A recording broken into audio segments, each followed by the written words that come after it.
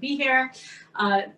The beauty of COVID, if we could find something positive in this crazy time, even though people can't travel, and I know especially in Canada, it's very strict and you can't get past the border there. For me to be able to travel around the world via Zoom and teach people is so nice, because I'm doing it from my own kitchen. So if there are any interruptions with my kids, this is regular life. This is the COVID life right now. So thank you very much for the beautiful introduction, and it's a pleasure to be here. Hanukkah is, enjoy like all the fried foods, donuts, latkes. I was actually born on the 5th night of Hanukkah, so it's especially special to me. And love doing fun things with my kids. I have 5 kids. And I know I look young. Good genes. And yeah, so we fry up different things every night of Hanukkah. I love to make funnel cakes, which we're going to make for dessert. But we're actually going to start with a really fun cheese board, because it is really easy to do, but so beautiful and so adaptable. And I want to show you how I put my own spin on it. So we're actually going to start. One of the stories of Hanukkah that's maybe not so well known as the story of, the menorah lasting for 8 days and the miracle of the oil and the dreidel, is actually of a Jewish heroine by the name of Yehudit, who was the daughter of the Kohen Gadol, who was the high priest in the temple. And the story goes that she actually went out and learned a Greek general with wine and cheese, and in his drunken slumber she cut off his head and she saved the Jews from battle. So that is one of the lesser known stories of Hanukkah, but it's one of the reasons that a lot of people eat cheese and dairy products on Hanukkah. So in light of that story, and I always want to celebrate Jewish women, being a proud Jewish woman myself, what I came up with is a recipe for a brie en croûte. And I'm sure all of you Canadians knowing French know what that means. Brie is actually we're going to do camembert, because it's very similar to brie, just come from different areas in France. But it's basically like a very semi-moldy ripened cheese, and we're going to load it up with some red wine fig jam and wrap it in some puff pastry, and then get it in the oven. And it is so delicious. So that's going to go on our cheese board, and then we're going to build a board. So we're going to start by making our red wine fig jam. I have in here 9 ounces of dried figs, and you can use any type of dried figs that you want. Just give them a rough chop. Make sure to take off the stems, because you don't want to bite into those. And yeah, any kind of dried figs that you like. To that, I'm going to add a cup of red wine, obviously, celebrating that story. So 1 cup of dry red wine. If you don't drink wine or you're allergic to sulfites, you can use apple cider would be a good substitute for this. But most of the alcohol cooks out if you're worried about that, so that isn't really a concern. And to that, we're going to add some aromatics. So a stick of cinnamon, and you can add whatever you like here. You can add some sour anise, you can add some peppercorns if you wanted, allspice berries, but I'm going to keep it simple. I have here an orange, and what I'm going to do is I'm going to peel just like 3 strips of the zest, and a peeler is really great for that, because what you don't want is the white pith. That's really bitter. So when you use a peeler to cut it, it really just gives you very little bit of the pith. So you're just left with the zest. So I'm just going to peel back about 3 of those strips. You can do lemon as well if you like. And a great trick that I came up with is I like to stud my orange zest with some cloves. So I have here, samim that you use after Shabbat, when we let Shabbos out and we smell it. I just pierce the zest with a couple of these so they don't get lost in your pan. They just get stuck right into the zest. And I use this when I'm making warming up some apple cider, or I serve like warm wine at a party. I'll just add one of these studded pieces. I'll come and show it to you closer. So just like that. If I'm making I know you don't do Thanksgiving is an American holiday, but we just came from Thanksgiving. I added to my cranberry sauce. So that, and then I'm just gonna go ahead and add, because I have this anyway, I'm gonna add the juice. Just grab my knife. I'm gonna add the juice of the orange.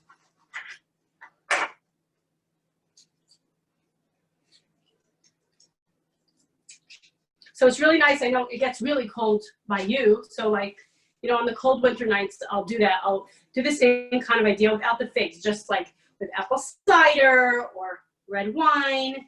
Add all different aromatics and some zest and just let it warm on the fire and serve like a warm drink. You know, if you're having a get together or party, of course, we're not doing those these days, but when we get back to doing it, okay. Then I'm gonna add a little bit of honey. So I like to sweeten my jams naturally. So just like honey or date honey or maple syrup. And also figs are so sweet. So I'm just gonna drizzle in about 1/4 cup in there. Figs, did I say figs? And we're gonna just put that on the fire. And it's gonna simmer for like 15 minutes until the figs get nice and plump. I'm just gonna give it a stir.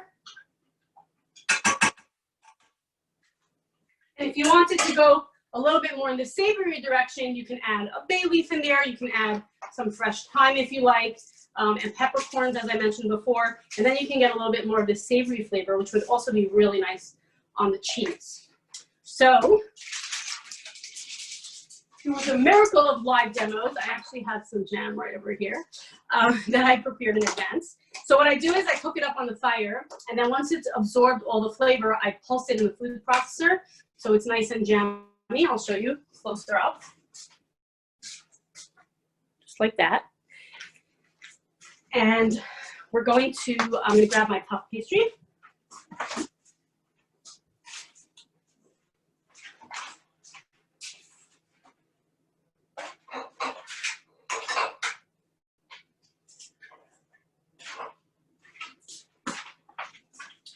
Okay, so when you're working with puff pastry, you always want to use it when it's cold. The way that puff pastry is made is basically it's a lacquered. So what they do is they make a dough, and then they put a layer of fat and another layer of dough and another layer of fat and dough and fat like that. So basically, when the cold pastry hits the hot oven, it puffs up because of all the fat in between the layers. Hence, called puff pastry. It's such a great thing to have in the fridge because there's so many different things that you can make with this. One of the most popular recipes from my cookbook actually is babka straws, which basically have dough. I use puff pastry and I make them in straws with a chocolate and a crumb on top. And that was the runaway hit for my cookbook. I make them like for Shabbat, like all over the world. So I love having puff pastry sheets in the freezer because you know, you can so easily make, you know, appetizers, desserts. So when you're working with puff pastry, as I mentioned, it should be, it's also must handle if it's very, tends to get gummy and sticky. So just keep it in your, throw it in your fridge and then keep it in there until right before you're ready to use it. And also, if you do want to roll it out to thin it out a little bit, that's okay, but you never, because like I said, it's made with layers. Use a rolling pin and really press on it. You're just flattening all those, and it's not going to puff up as much. So you definitely don't want these boxes. I carry this one by you, but they come with 2 sheets, so that's great. So you just open this up, just like that. I'm going to take my wheel of camembert. So I would say basically cheese. So it does have an edible rind that is moldy, but not like moldy like blue cheese. I'm not a fan of blue cheese. Kind of smells like dirty socks. But this is like a very, very mild moldy flavor on the rind and edible, especially when you bake it, you really don't taste it. I'll show it to you up close. And you don't want to cut that off. It's starting to smell amazing in here from the red wine over there. Instagram, I do lots of stories every night, and when you get the smell of frying out of your kitchen, which is very good. This is a great trick. Just make some warm wine and get that real smell, and I smell the cinnamon. Okay, so we're just going to take some of the red wine fig and place it right on top. And you can use any, you don't have to use this jam, any jam. If you want to go savory, you can do like a pesto, would be amazing. Jam, nice. So we're just going to go ahead and fold the puff pastry up and the cheese, just like that. Like a ball. Sometimes what I like to do is, if I have extra, I'll just cut out a little piece so I can decorate it. I'll show you. Honey, can I intervene a second? Sure. The jam, is that homemade jam? Yeah, we just made it. It's the red wine fig jam. Oh, what you're just making, this is what you made before. Okay, I'm sorry. Yeah. I missed that. I made one. Okay, so I don't know if everybody understood that as well. Okay, I'm sorry. Okay, that's fine. Okay, so I'm going to put that on a parchment lined baking sheet. And then, like, if I take an extra scrap of puff pastry, like, sometimes I'll decorate it with a leaf, something pretty. You could do a dreidel for Hanukkah if you wanted. That would be nice, fun. So I'm just making a little design on here with my knife, so it looks like a leaf. And I'm going to take my brush, my pastry brush now.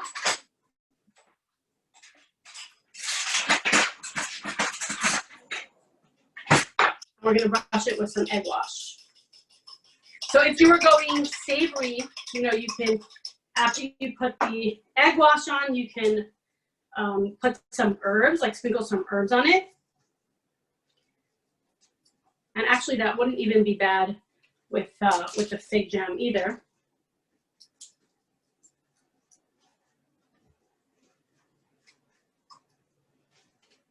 And I love to play around with sweet and salty flavors together, you know, because I find sweet things could be, I'm not like such a dessert person, and sometimes the sweets are just too cloyingly sweet for me, so I love sweet and salty flavor combinations. So I'm just gonna put my leaf, just put it over here like that, and it's gonna stick because of the egg. Okay. So we're just gonna go ahead and stick that in a 400 degree. It'll take about 20 minutes. And if you're, you know, obviously Hanukkah, we're not counting calories, but if you are, you can totally bake the brie by itself with the jam on top, or even just by itself to melt it. It's another way to serve it. Instead of, you can totally eat it cold. It's amazing, actually, at like kind of room temperature, really soft and melty. But when you bake it, it's incredible.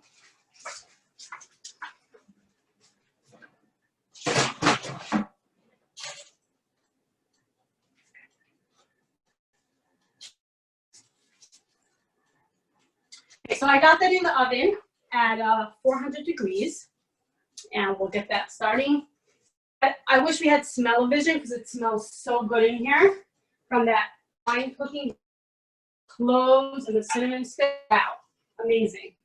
Okay.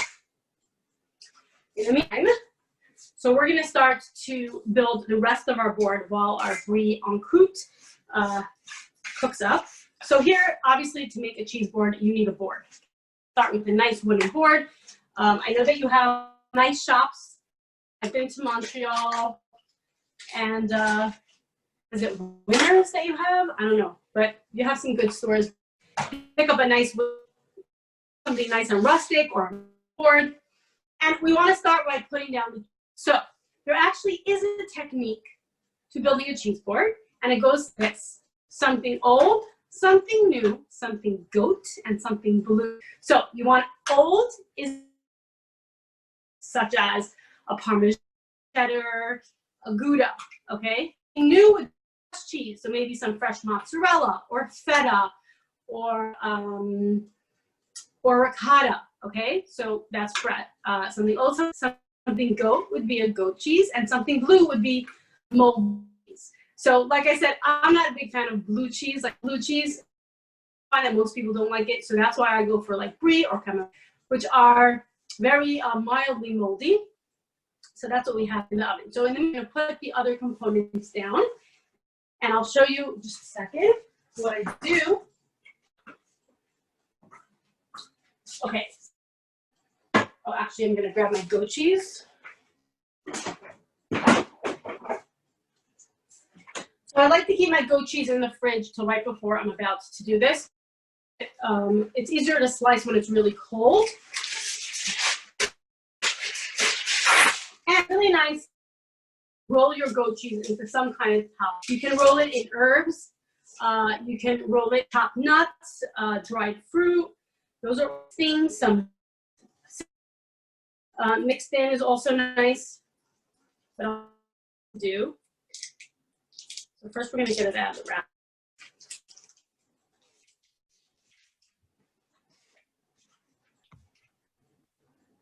Lowering my figs over there because they're at a boil. Okay, so I like to roll it in everything bagel spice. So it's kind of like cream cheese on a bagel. So I take my piece of paper, generous seasoning. A lot of your words are cutting. I don't know what it is. If your internet, we're hearing in and out. I don't know. I be good. Let me see. 1 second. Give me a second, okay?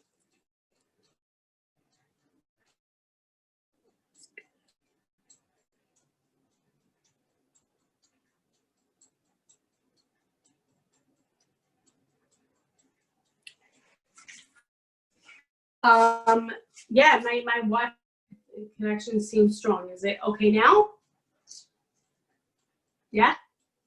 Can you hear it? No.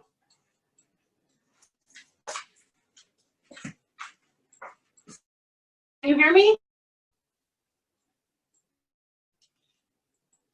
Anyone?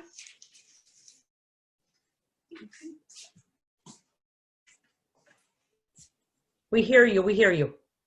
Oh, you hear me? Okay. Yeah. Good. Yeah. Okay. Okay. I have everything bagel spice laid out here on a piece of parchment paper, and basically what I'm going to do is put my goat cheese log down there, and then wrap around the parchment paper and down all around the top. Okay, so just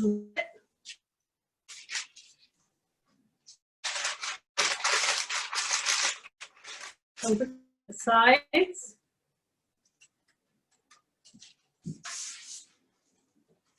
And here we have our everything baked goat cheese. See that? Okay. So we're gonna slice that up.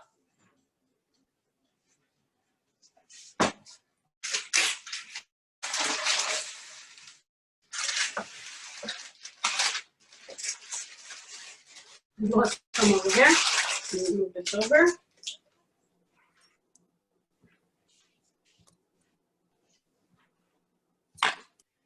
Okay, so here I have my different cheeses.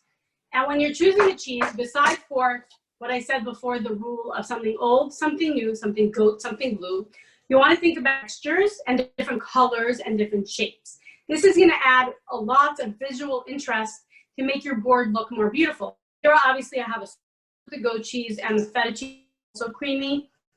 The Parmesan obviously is hard, and the cheddar cheese is semi-hard. And we're gonna have the baked hot cheese also. So we have that. Different colors, so I have orange and the cheddar. We're gonna add some fresh herbs to the feta and marinate it. And then shapes. We have here, we have this kind of squares.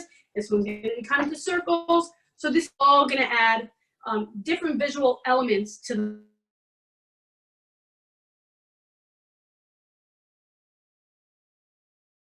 the board. Put our goat cheese into circles. You don't want to just feel like accessible to people. Nobody wants to be the first person to cut into the cheese, you know? So you want to start it over so people feel comfortable to take. Actually, a really cool trick for cheese, if you have some unflavored floss, and you just pull the floss down hard side, and it will help you slice through the cheese really well. But I only had like a flavored one, so I was like, I don't want to. Okay. So that is sliced. Now with our feta, I'm gonna open this up. I prefer not to buy a feta in brine. Let me just open that.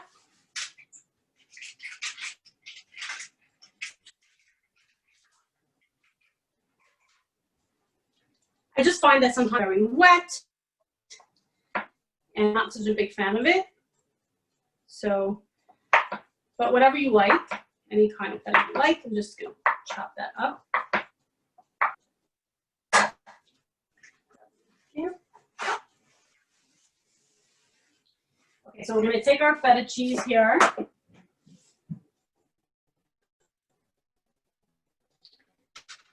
I'm gonna separate it a little bit. Stuck on my face. They look great. Are you hearing me okay? It goes in and out, break up. I don't know if it's like how close, but I haven't had any problems. I do so many of these every night. Okay, we're gonna olive oil, good quality olive oil. I'm gonna add some crushed red pepper flakes. Add some color, a bit of spice. I'm gonna add some dried basil, but it would be really, really nice, especially in the summer. You can do some lettuce on this too if you like. Let me see if I can get over here. Okay.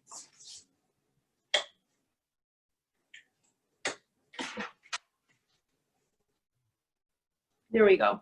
To make it look really, really good. So now let's start putting our cheese down. Cut around the board.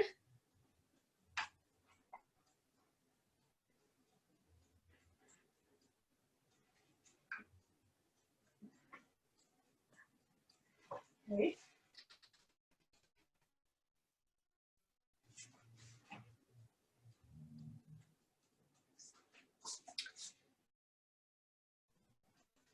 So there's no rules, but you definitely want it to be rustic, like, you know, those lines that, how we used to make boards back in the 90s or 80s.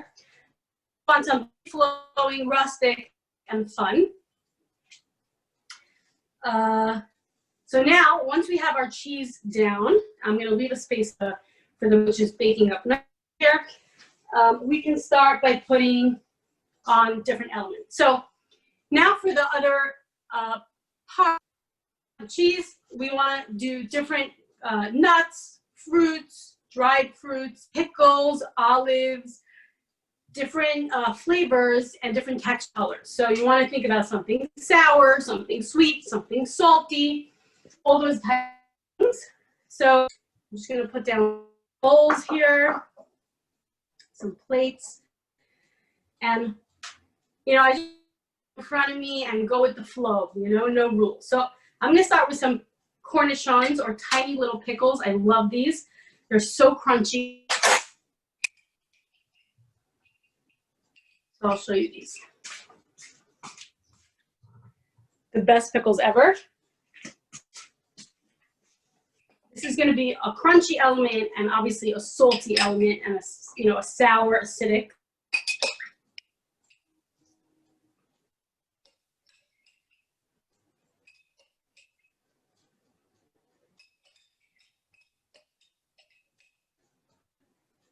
Okay.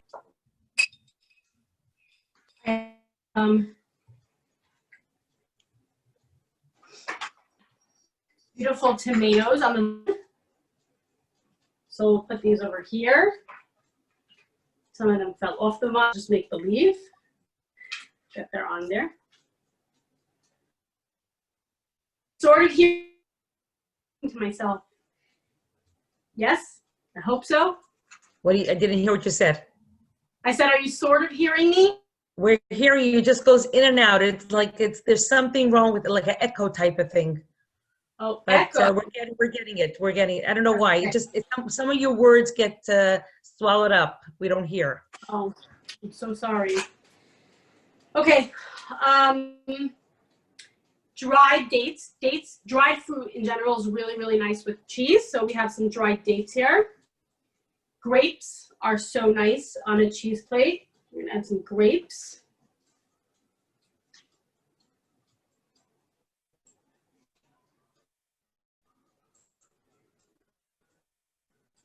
Okay.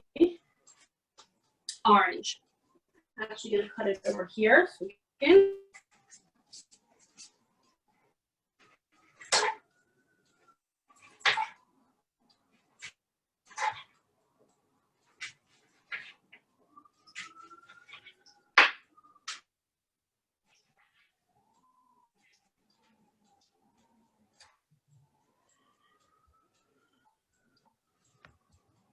Blood orange is such a pretty orange. Look at that. Add that in over here. If you want, I could try turning off my and just work off my cellular network. Do you want me to try that? You think it's gonna be better? We could try. Yes, I think it comes from her Wi-Fi. Let me try.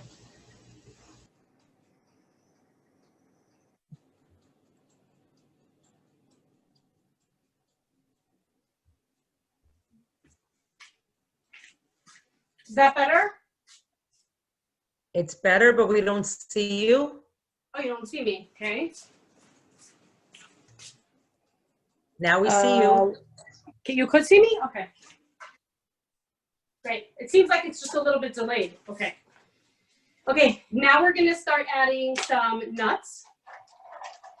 I have here some candied pecans, which are really delicious. This would be great also on the baked brie if you wanted. And you really want to like be generous when you're filling in the areas around the board. Just gonna wash my hands. Give me a second. Okay, I have some spiced cashews here. I'll add them over here. And I'm gonna lift my my screen after so you can actually get a view from on top. Are you hearing me better now? It's perfect. Thank you. Oh, perfect. Okay, I'm so sorry. I wish we did it sooner. But if anyone has any questions, feel free to ask now that you can hear me. Okay, I actually have some honeycomb here. So honeycomb or just raw, nice creamed honey is a beautiful thing to have on the cheese board. So I'm just gonna add that in over here. So delicious.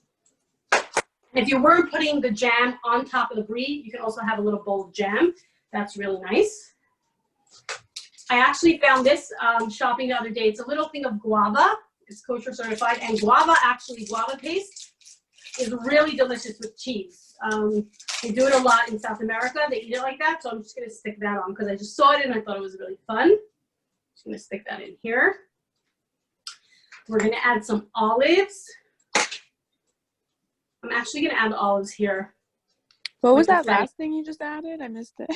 It was guava paste. Guava paste. Which is not, it's obviously not something that's so easy to find. I happened to see it in this interesting supermarket this week, so I was like, I'm just gonna buy it. But yeah, guava is known to pair really well with cheese. Actually, there's a dish that is called pastelito, which is basically like a guava cheese Danish, which I've made before, and it is so good. It's in Latin American cuisine, they make it a lot. Okay, so this is coming together really beautifully. We're gonna fill in some crackers. We need crackers, obviously. Wow, I'm looking at that plate. Hope we can fit it on the board. It looks huge, okay? So different shapes and kind of crackers, like a whole grain cracker,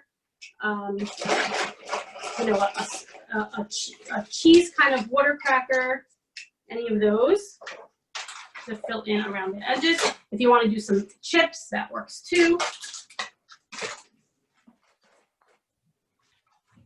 Got these nice breadsticks. So no two boards I ever make are the same because obviously, you know, it's always a little bit different ingredients and whatever I'm feeling. But that's the fun of it. It's like, you know, trying different things and letting your creativity flow. I feel like with cooking, sometimes people are very stuck on like the recipe and following the recipe exactly. But for me, really what got me into cooking was looking at food as an expression of my creative spirit. I was never someone who ever wanted to cook. I never wanted to help my mother in the kitchen, but I'm very artistic and creative. And when I got married and I had to start like, you know, making Shabbos, Shabbat, and hosting meals, I started to realize that I could really express my creativity and my artistic side through food. And, you know, if you look at the colors, you look at the cover of my cookbook, Millennium Kosher, which is right here. Really, I'm very big on color. And, you know, the joke that they say is that all traditional Jewish food is brown. You know, gefilte fish, you know, brisket, matzo ball soup, roast chicken, potato kugel, all those foods are brown foods. They're just not appealing, and really people eat with their eyes first. So I'm all about incorporating pops of color and fresh herbs and having fun with it and expressing yourself creatively, which is really how, you know, food can become a passion as opposed to like a chore. Because if we're like always there's so many holidays, right? We're always celebrating around food. So if you're always having to put food on the table, sometimes it could feel like a job. But when you put your love into it like this, it becomes fun and it becomes something that you want to do. So sorry for going off on a tangent there, but I'm definitely very passionate about that and getting people to really start to love it and enjoy it. Okay, have some almonds here. We'll stick those in here.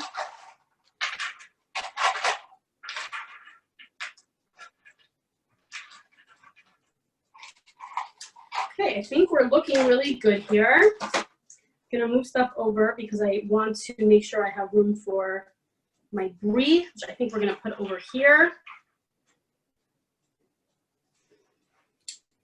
And I just wanna add maybe a sliced apple. So I'm gonna go grab that from my fridge. And then we're gonna go check on our brie. So give me a second.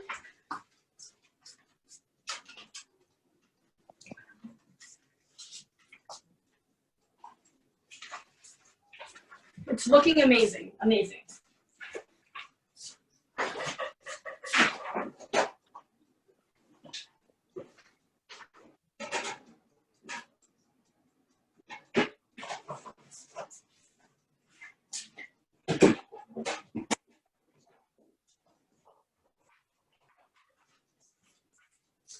Does anybody have any questions in the meantime while I slice up my apple here? How are you going, what type of utensils do you provide to serve your cheese board? Yes, so really the cheese board is, you know, it's kind of like finger food. So I have some cheese servers like this that I just stick in there. And then if you can have like small little, you know, like hors d'oeuvre picks, a big cup of forks for people to take. Obviously little spoons on like if you have jam or things like that on the sides is important. And have some wine. Have some wine and wine glasses because obviously cheese and wine pair really well. So yeah.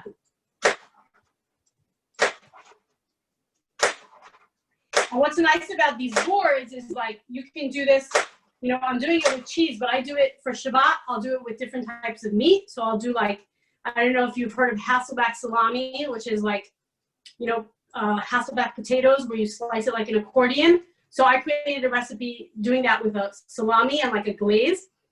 It's being made like all over the world now. Deli counters sell it. It originated on my blog, and it's super famous now. But I'll make one of those, and then I'll do like some smoked turkey, some dried salami, some jerky, different types of meats.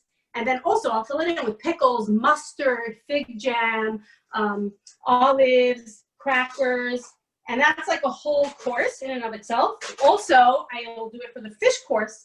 So sometimes I'll do like a whole smoked whitefish and some lox. You know, obviously with dairy, you can do cream cheese, and then you do pickles, capers, dill, you know, tomatoes. So that's another like beautiful board that you can do. And I've also done a dessert board. So like you do babka and chocolates and after dinner mints and some fresh fruit. So really, like, there's so many directions that you can go with this and really have fun with it. So this apple, which is just what I needed, is going to go in here. I'll stick one on this side as well. And I'm going to take my brie out of the oven now, and we're going to stick it right over here. But it kind of lovely how this looks already. So let me go grab that.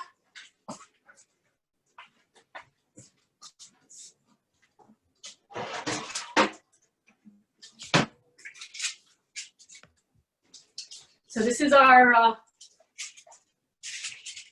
brie en croûte. You can see how beautiful and golden that is.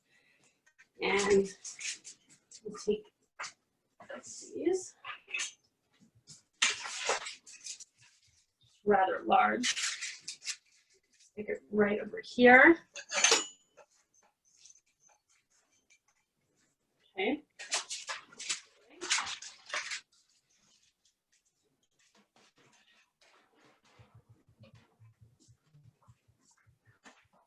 Okay, so I'm just going to fill in this one little area here. I have some halva. This is also, by the way, delicious with cheese. Sounds weird, I know, but it's really delicious. Put a little bit of that out.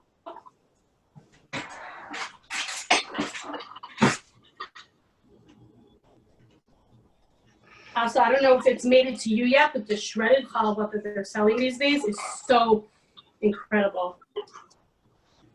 Okay. It's like not a block, it's just kind of shreds that pull apart. You can break into that a little bit so people feel comfortable. And that's it. We made a little bit of a mess, but we made a beautiful board. I'm going to take my camera, I'm going to show it to you overhead here. And then we'll break into the brie because I want you to see how it's going to ooze out. So let me just take this for a second. Sorry. This is the beauty. How do I turn around my screen? Okay, there we go. Look how pretty that is. Beautiful, so nice. Wow. Okay, so we have our different crackers. We have our marinated feta with some Kalamata olives, the tomatoes, blood orange. Here's our everything bagel goat cheese, candied pecans, our honeycomb, some grapes, nice wedge of Parmesan, our little cornichons, and our cheddar and our halva, and of course this, which I'm gonna break into so I can show it to you. Okay, give me a second. We're gonna turn this around. You're making us all so hungry. That's my job, so I hope so. Okay. Okay, I didn't make that so straight. Give me a second. Okay, so let's actually break into this. So I want to grab a little plate so we don't. Let me grab a plate. Sorry.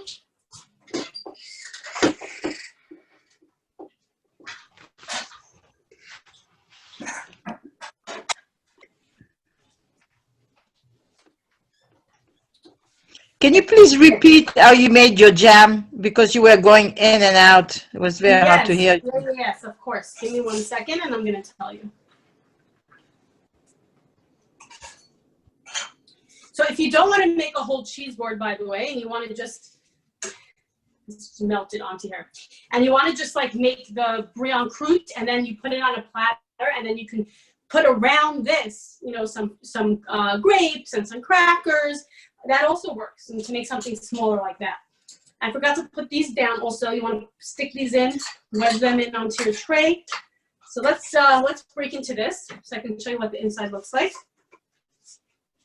In a second. How long did you keep it into the oven about? It was about 15 minutes. Look at that. Wait. Oh, it's really oozing for a minute. Okay. The light. Let me turn the light off. Can you see that? Do you see it? It just melts right out of that. You have the fig jam in there, and then you take, you know, some of the pastry just like that, and you dip it in the cheese. I mean, this is indulgent. Okay, this is amazing. Wow. Yeah, it's really, really delicious. And I kind of want to eat it like right now. Okay, so let's move that over.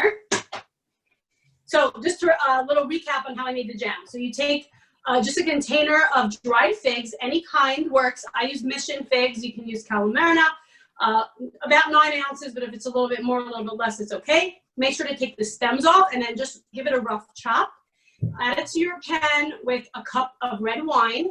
If you're allergic to wine, you don't want to use wine, you can do like apple cider. Then I add a cinnamon stick.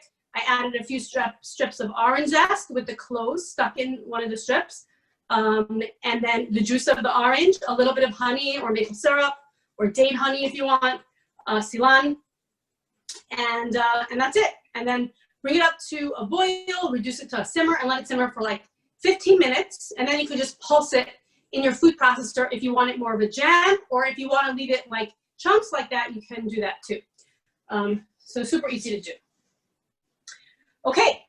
So our cheese board is done, so we're going to move on to our funnel cakes, which are super fun to make and super easy. First things first, you want to obviously heat up your oil. I'm going to move the camera over so you can get a better look.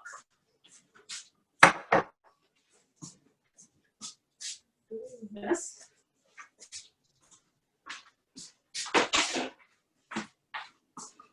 Okay. This is real time here. Okay. Give me a second. So it's almost like you're making a thick pancake batter. Give me a second. Don't have the biggest kitchen, which maybe one day I will. I know this is what I do for a living, but Brooklyn doesn't give you so much space. Okay, so I have my oil going here, and when I fry, and I did a whole story on this on Instagram yesterday, I think it's important to fry at the right temperature, because if it's too high, you're going to burn your food. If it's too low, it absorbs the oil and it makes food greasy. So 350 is a really good, between 350 and 375 is a really good starting point. So I have on here a thermometer. We're going to bring it up to 350. And in the meantime, we're going to make our funnel cake batter. So we're going to make the one from my cookbook. And these are actually cornbread funnel cakes. So because I'm always putting my own spin on things, I can't just do things the regular way. So it does have a little bit of cornmeal in there, which gives it an amazing texture. So I have a bowl here, and we're just going to go ahead and add 1 1/4 cups of flour.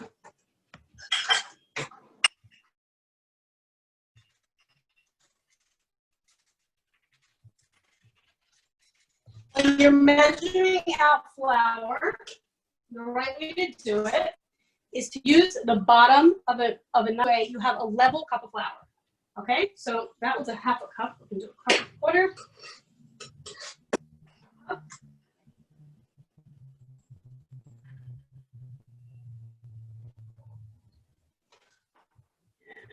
Quarter cup here. Okay, I use yellow cornmeal. You get a little color from the cornmeal, but if you want to use white, that works too. 3/4 cup of cornmeal.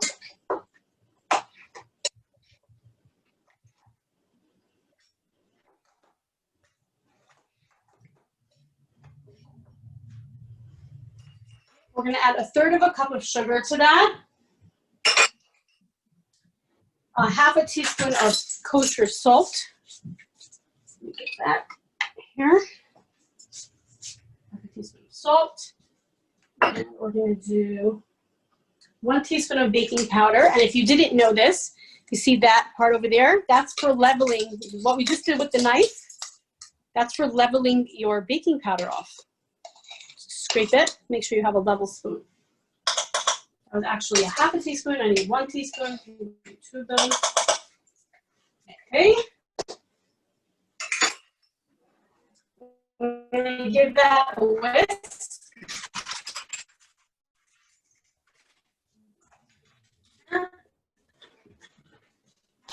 So I'm a big fan of the wet dry method in general. Like I'm not, you know, make the drying beans in one bowl, wetting beans in another bowl, and mix them together. In this case, you don't even have to use 2 separate bowls. I mix this well, and then we're just gonna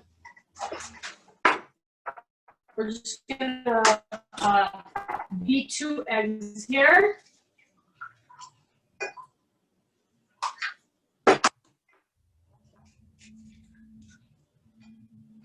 I'm gonna check it for blood spots. Work. Okay, so because I'm mixed well, so I'm not left with eggs being separate from each other, and then we're gonna add 1 cup of milk to that, whole milk. I left it in the fridge, so let me grab it.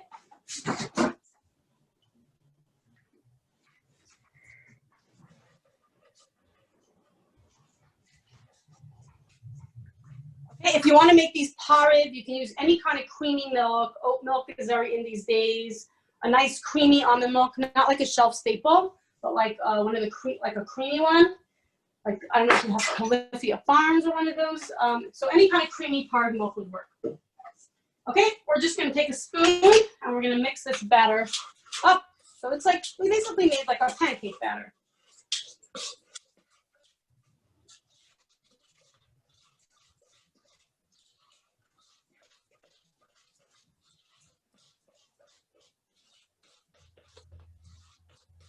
Okay, super easy.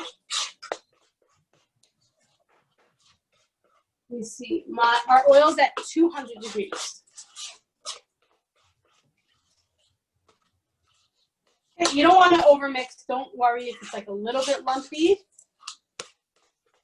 Okay. Now we are going to fill up. You can use, okay, funnel cakes are traditionally made with a funnel. So what you do is you take a funnel and you hold your finger over the bottom, fill it up, and then remove your finger and drizzle it into the oil. I don't have a funnel, so a Ziploc bag is going to do just fine. In general, I love filling Ziploc bags like this. Wrap it over like a deli container like this or any kind of big, deep container, and it's just easy to fill. So you're not doing it, you know, holding one hand and trying to fill it. So we're just going to fill it up.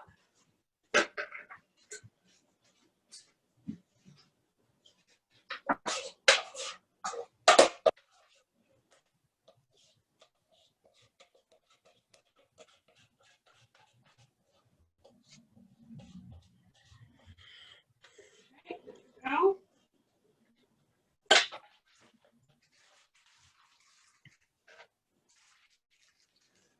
oil's at 250, so we're almost there. So that's it. This is, we basically made sort of a funnel. I'm just gonna snip off the end, hold it this way until I'm ready to drizzle in the oil. I'll get a little bit closer for you. In the meantime, on the side here, I prepared some maple syrup. I have a little Hanukkah tray with Star of David on it. Some maple syrup, some raspberry jam. I'm just thinking of like sufganiyot. And a little powdered sugar spoon so we can put powdered sugar on top.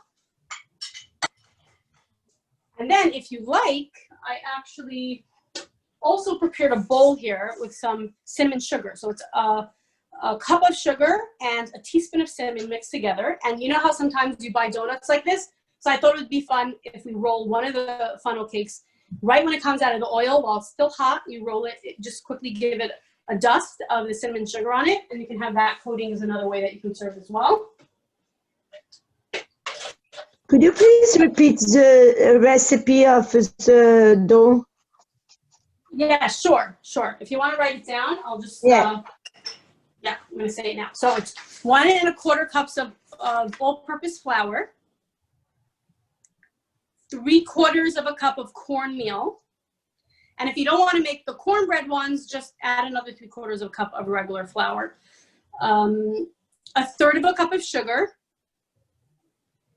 1/2 teaspoon of salt, kosher salt, 1 teaspoon of baking powder, 2 eggs, and 1 cup of whole milk. Okay, and then obviously oil. So I like to use, if you look at my pan here, I like to use a saucepan for 2 reasons. First of all, you need less oil when the pot is smaller because you want it to be a couple inches high in order to deep fry, right? So if your pan is really wide, you're gonna need more oil. The second thing is to get the funnel cake shape. So this kind of forces it to stay in a round shape because the pan is smaller. If you have a really wide pan, you know, it can kind of stretch out. So this kind of forces the shape of the, oh, there we go. We're almost at 350. It's climbing really fast, so I'm just gonna lower it for a minute. And then we're gonna start. Ari, you wanna come hold my camera? I have my son do the honors while I drizzle in there. In a second, 1 second. As soon as our oil gets to 350, we're almost there, so let's start, okay.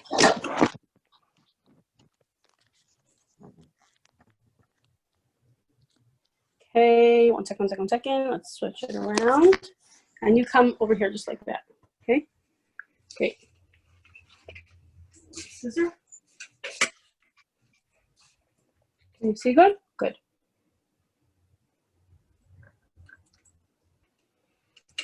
Okay, turn it over and just start.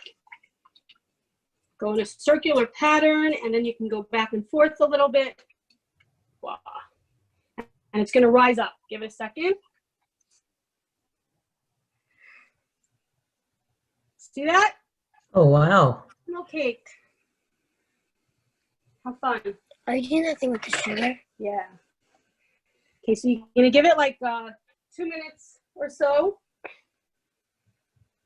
on each side until it's nice and golden. I actually move this out of the way because I.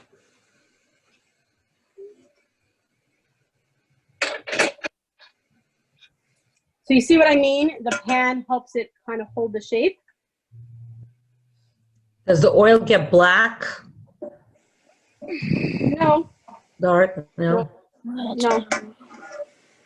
You can always do the carrot trick, which is you add a piece of, when you're frying, now we're all going to be frying a lot this Hanukkah. If you add a piece of raw carrot to your oil, it actually keeps your oil nice and clean throughout the frying process. Mm-hmm. That's good to know. Okay, so when, let's see the color here, if it's ready to flip. It looks like it's brown. I'm going to go ahead and flip that. Look how good that looks. Ari. Yeah. Great. I'm going to grab.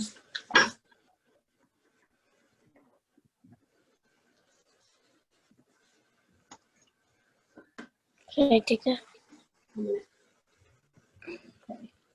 No, just hold it over there.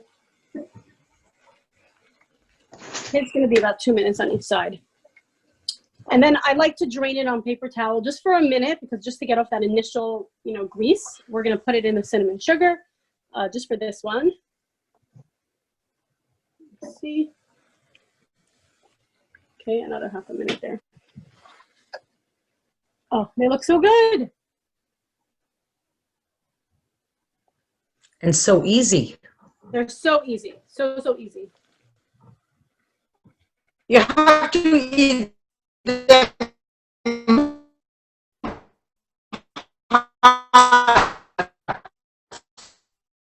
Yeah.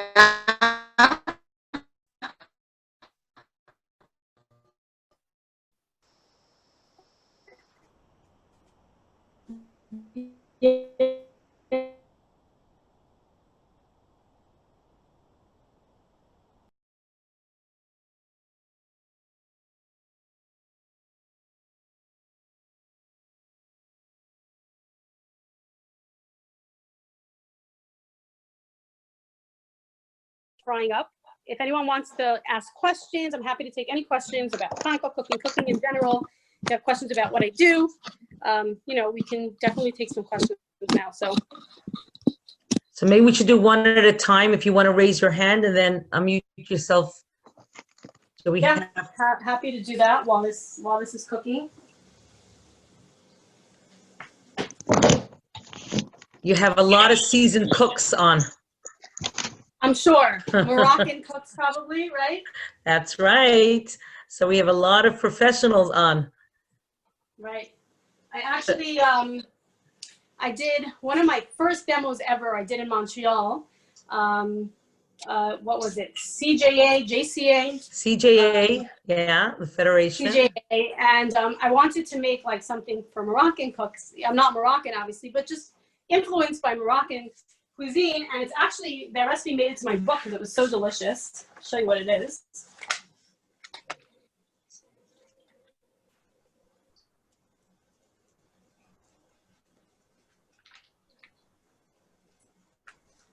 Appetizers, here it is. So it's these harissa chicken sliders. So it's like pulled harissa chicken with the preserved lemon carrot slaw on top. They're really good, really, really good. Wow, nice. Yeah. Where did you get your passion of cooking? Did you go to school? I did go to kosher culinary school a couple of years ago. There's one. Where, in There Israel? used to be one here in Brooklyn, like a kosher culinary school. You know, I just really learned to refine my techniques, but I've always been a super creative person. So for me, it's always like, how can I change this up? How can I make this different? How can I make this cool? How can I make this exciting? So that's really my whole way of cooking, is like millennial kosher, a modern approach to kosher, like, you know, putting my own spin on things. There's nothing traditional in my book. Like, you will not find chicken soup. You will not find anything, you know, traditional. Okay, bring that. My What question is your- is, who's gonna eat that cheese board? Who's gonna eat it? Yeah, who's gonna eat that huge, great cheese board? I'm actually gonna bring it to someone for Shabbos. Great. I was hoping that you can send it virtually. Yeah, we wish, right? It's really nice for a brit milah, or like a morning breakfast. Like when you have like a nice. you can even do, like, they do that here a lot in like a grazing table. If you have a really big island, you can turn your whole island into a grazing table. Or, you know, if you're doing, like you said, a brit milah, you know, you make a whole table where people could just grazing and just like try all these different things. And it's like, it's almost like a decor, and it's also edible. So it's like great. Okay. Yeah. This season is not good calorie wise. I mean, I made like donuts this week, and latkes that it's Zoom demo, and fritters, and like just keep going through bottles of oil. What's your favorite oil? What for frying? What would you recommend? So I discussed this. I use canola oil. A lot of people feel like it's not the healthiest oil, but it is. Of the more unhealthy oils, one of the better options. Obviously, something like grapeseed oil or avocado oil are healthy oils, but like, you know, we go through a lot of oil, and it could be pricey to, you know, and nobody's going to fry donuts in like avocado oil. So I just say go for canola oil.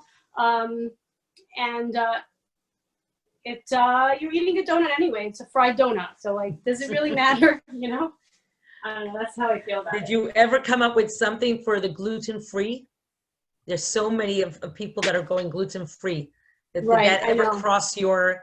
Yeah, I've done, like, I do, it's not really baked goods that I'll do gluten-free, more like other kind of snacks and things that you could make. Like, I do a lot of date nut bites in different flavors. I'll show you. Actually, yeah, this is one of those things. I'll show you my book.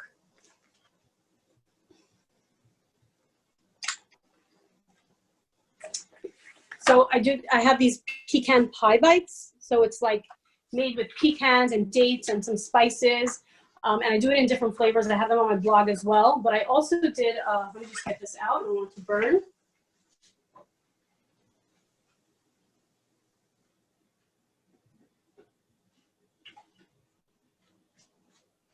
Do your kids like your cooking? Of course. I always say kids are like the best taste testers because And critics. they'll be honest and they'll tell you if something's good or not. So I'm actually writing a second cookbook now, and I ask everyone, what do you think? Why do you like it? Why do you not like it? Because you have to know if a kid doesn't like it, is this just because they're picky or what is it? So I definitely try to get their feedback on everything. So they're the best, they're the best taste testers for sure. Your Looking for this cheese tray. Your Yeah. cheese tray is so gorgeous. How do you do that during COVID-19? What do you mean? Where do you start from? How do you serve? How do you help yourself during COVID-19? What do you mean? Like, in other words, how do you keep the distance, a social distance? How do you have enough eaters? Is that what you're asking, Solange? How do you have enough eaters for that large cheese board? You just look at it. The board that we made, I would say, would feed like definitely good 10, 12 to 15 people. They're just noshing on it. It's not, a main dish. So, just make a smaller one. You don't have to make such a big one. I wanted to really give you like a big, beautiful, display, but like use less cheese and use less, little things. Or you serve it as a full course also, somebody recently just interviewed me for an article, and they were like, well, what do you serve your latkes with on Hanukkah? And I was like, what's your main? And I was like, there's no main at a Hanukkah party because there's just a bunch of nibbles, have a salad, have your latkes, and put out some hummus and some chips and a bunch of finger food. I feel like that's what Hanukkah party is. It's like finger foods. So this is almost like a full on party. You don't have to make, you put this out, you make some latkes on the side, and that's it, So that's how I feel about it. We're going back to this. Little corner here. I'm just gonna dust it with some powdered sugar. That looks almost like shbakia. And so Sugar on top. How many, with that batter, how many were you able to make? Or how much, should I ask, how much did you fill into, in that Ziploc? So I didn't finish, I didn't finish making them, but I would, it yields, let me see the proper yield here, because I have it in my book. 1 second. You can make them smaller too, can't you? Yeah, I made them quite big. It's just now, but let me see what I would say here. I had enough for 4 or 5 big ones, but let me see when I tested it properly. You can double the rest. It said 7, about 7. So if they're medium size, I made them kind of big, so it's more 5. Would you recommend whipped cream, strawberries with that, blueberries? Nutella. So, I was saying, so I did, we did one with the cinnamon sugar and then powdered sugar. I have here some maple syrup is great with it. And by the way, if you really want to have fun with it, you can put some chopped jalapenos in there. And then we have some raspberry jam. Obviously, you can do Nutella, whipped cream, strawberries, bananas, any kind of fresh fruit. Yeah, definitely. A little late for that. Yeah.